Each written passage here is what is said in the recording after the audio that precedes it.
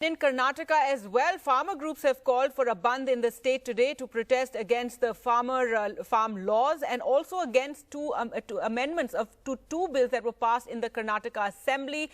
These amendments make it easier to buy agricultural land in the state. Well, let's go across to Maya Sharma for more on this. And Maya, how effective has this bandh call been? And tell us more about this contentious land acquisition laws that have been brought in.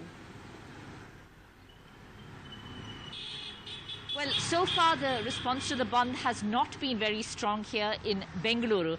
Remember, of course, this is a BJP state government and they were determined that the bandh would not really have an impact. And they're making sure that state transport, state government buses are running, the metro is running with additional police protection as necessary. There are some shops like this shop here, which is staying closed for a while to see what in fact does happen.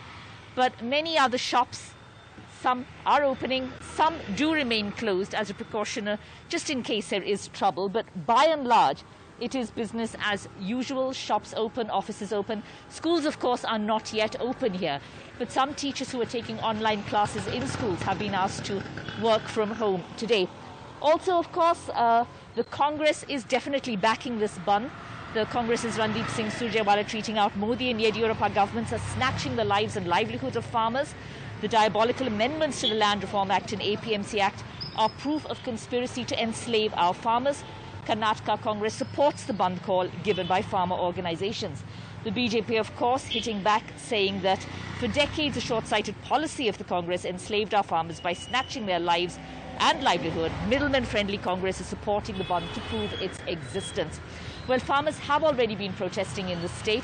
On Friday there were protests in Bengaluru and elsewhere. Once again on Saturday, and we are also expecting protests a little later in today from farmers group. But in terms of the all Karnataka bandh call, so far the response does seem to be very lukewarm, with the BJP state government going all out to make sure that the city, the state functions as normal.